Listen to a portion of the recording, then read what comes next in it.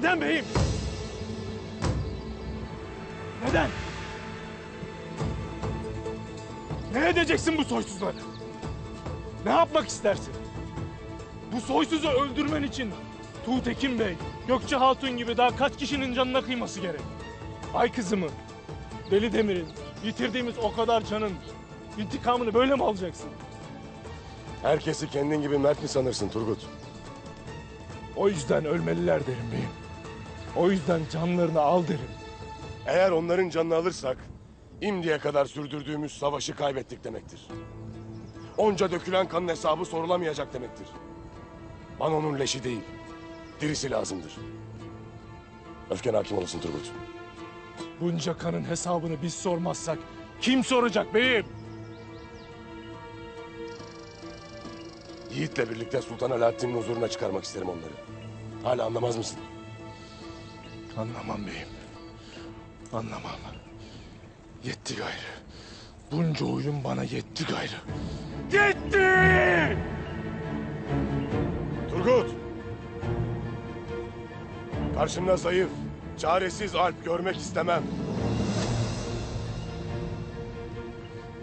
Bunca zamandır beni ayakta tutan içimdeki intikamdı beyim. Onu sen benden aldın. Madem karşında çaresiz bir Alp görmek istemezsin, o hal bende varam gidem yoluma.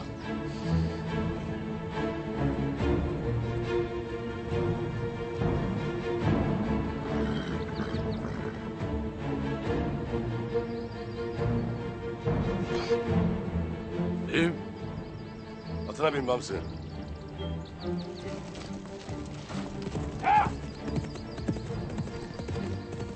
Otlarına bile sahip çıkamazsın Ertuğrul.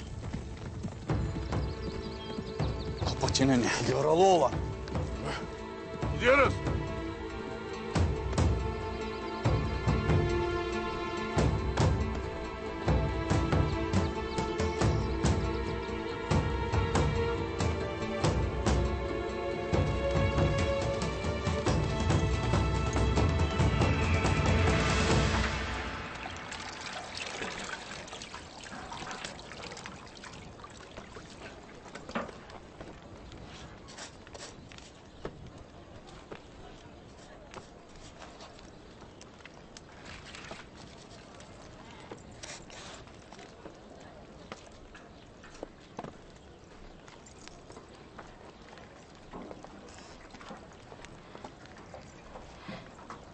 Halimem. Selcan'ım. Sen obanın hatunlarına tatlı dilinle ne anlatırsın? Kurbanın olam, bana da de hele. Her daim daha verimli, daha iyi topraklar vardır derim Selcan. Göç için mi dersin bunu? Gündoğdu Bey'im, Sungur Bey'im, Kayı Obası'nın, Dodurga Obası'nın nice beyleri ne ister? Bilmez misin? Bu dediğin bizi birbirimizden ayrı koymaz mı? Hiç bizim aramızda ayrılık gayrılık olur mu Selcan? Sen benim kardeşimsin. Bu dünyada benim sizden gayrı kimim var? Halime. Ben Gökçe'yi kaybettim. Seni de kaybedersem ne ederim? Kurban olam. Ertuğrul Bey'imle konuş. İkna et onu ha?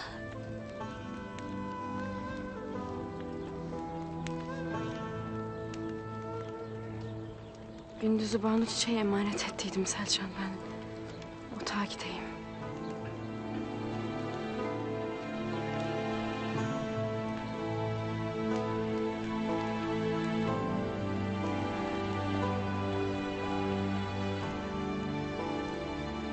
Selcan. Ne oluyor kızım? Halime.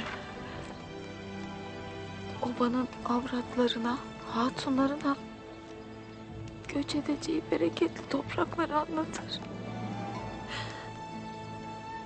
Bana kurbanın olam. Bunlar ayrılık demektir. Ayrılığa müsaade etme. Kurbanın olam ana. Bizi bırakıp gitmesinler.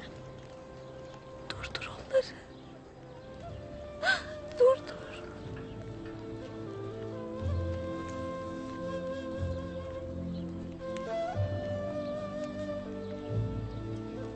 Ah be Ertuğrul. Ah. Yine mi?